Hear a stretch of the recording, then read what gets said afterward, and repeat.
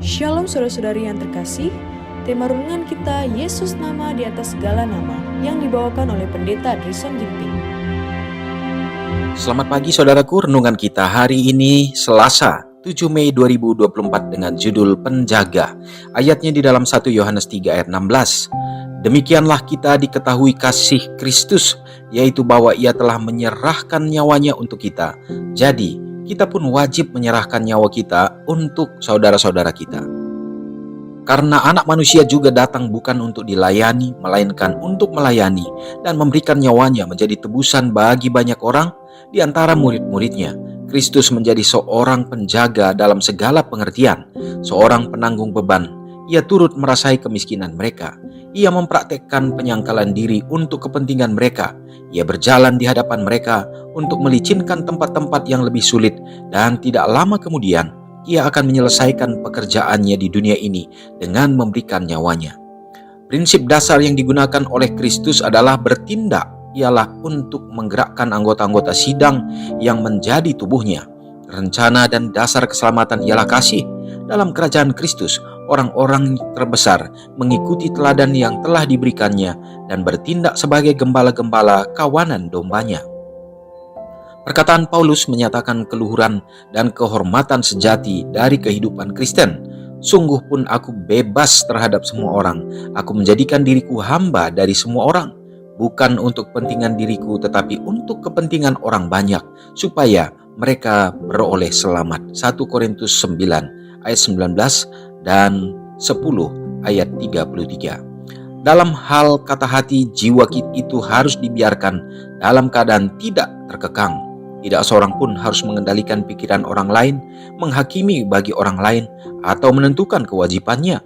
Allah memberi setiap jiwa kebebasan untuk berpikir, serta mengikuti keyakinan sendiri. Demikianlah setiap orang di antara kita akan memberi pertanggungan jawab tentang dirinya sendiri kepada Allah. Tidak seorang pun berhak mencampurkan kepribadiannya sendiri dengan kepribadian orang lain. Dalam segala perkara yang menyangkut prinsip, hendaklah setiap orang benar-benar yakin dalam hatinya sendiri. Roma 14 ayat 12. Dalam kerajaan Kristus tidak ada penindasan kaum ningrat, tidak ada paksaan untuk budi pekerti. Malaikat-malaikat surga tidak datang ke dunia untuk memerintah dan untuk memaksakan penghormatan, melainkan sebagai pesuruh kemurahan untuk bekerja sama dengan manusia dalam mengangkat derajat manusia. Prinsip-prinsip dan perkataan dalam anjuran juru selamat, dalam keindahan ilahinya, diingat baik-baik oleh murid-murid yang kekasih sampai pada masa kehidupan yang terakhir. Beban kesaksian Yohanes kepada sidang-sidang ialah, sebab inilah berita yang telah kami dengar dari mulanya, yaitu bahwa kita harus saling mengasihi. Demikianlah kita ketahui kasih Kristus, yaitu bahwa Ia telah menyerahkan nyawanya untuk kita. Jadi kita pun wajib menyerahkan nyawa kita untuk saudara-saudara kita. 1 Yohanes 3 ayat yang ke-11 dan 16. Renungkan lebih dalam. Yesus mempraktekkan kasih yang selalu berusaha menarik yang terhilang. Apakah kasih saya kepada Yesus mengangkat orang lain juga selain diri saya sendiri? Terpujilah Tuhan atas pekabaran yang meneguhkan kita dan juga menjadi satu kekuatan bagi kita. Bagaimana kita semestinya hidup sebagai umat-umat Tuhan, orang yang beriman, yang menerima Yesus sebagai juru selamat dan menerima kematiannya, dan kita mengasihi Dia. Pernyataan untuk kita mengasihi Tuhan bukan hanya sekedar slogan, tetapi justru itu adalah merupakan harus nyata dalam kehidupan kita. Bagaimana caranya? Sebagaimana Tuhan sudah mengasihi kita, memberikan nyawanya, hidupnya bagi kita. Maka demikian juga dikatakan dalam 1 Yohanes pasal yang ketiga 11 tadi. Kita juga harus menyerahkan nyawa kita bagi semua orang, bagi sahabat-sahabat, dan bagi umat-umat Tuhan yang akan bersedia untuk menerima Yesus. Saudara yang kekasih, memang untuk kita akan diselamatkan, kita harus mempertanggungjawabkan diri kita sendiri. Kita tidak akan menarik orang lain, dan bahkan kita tidak memiliki kuasa untuk dapat menyelamatkan orang lain. Hanya kasih Yesus Kristus sendiri.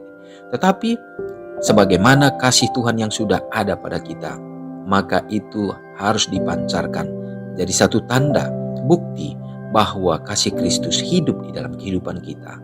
Sehingga melalui segala perbuatan kita, maka orang akan memandang dan melihat bagaimana umat-umat Tuhan yang sudah menerima Tuhan benar-benar juga menghidupkan apa yang Tuhan perintahkan. Semoga Tuhan menolong kita supaya kita semakin bertumbuh, semakin setia di dalam kebenarannya. Mari kita berdoa. Terpujilah Engkau Allah Bapa yang bertahta dalam kerajaan sorga. Terima kasih ya Tuhan, hari ini kami kembali bersyukur kepada Tuhan. Oleh karena kasih-Mu yang tak terhingga selalu menjadi bahagian kami. Dan bahkan dalam pelajaran, dalam renungan yang kami dapatkan saat ini, biarlah kiranya Bapa, kami akan memancarkan kasih kemuliaan Kristus yang sudah kami terima, yang menjadi bahagian kami untuk menjamin akan keselamatan kami Bapa. Dan bukti daripada kecintaan kami ya Tuhan, maka kami akan menuruti segenap perintah-perintah Tuhan. Kami juga akan mengasihi sesama dan juga ya Bapa, melalui kehidupan kami biarlah nama Yesus dipermuliakan. Banyak jiwa yang akan mengenal Engkau. Bapa, gunakanlah kami untuk menjadi saksi-saksi kebenaran Tuhan. Bapa di sorga, terima kasih. Kami serahkan hidup kami di sepanjang hari ini, dimanapun umat-umat Tuhan berada. Biarlah Engkau juga yang akan selalu memimpin, memberikan kesehatan ya Bapak. Yang sakit Tuhan akan berikan pemulihan. Demikian juga Bapak, berikanlah keselamatan.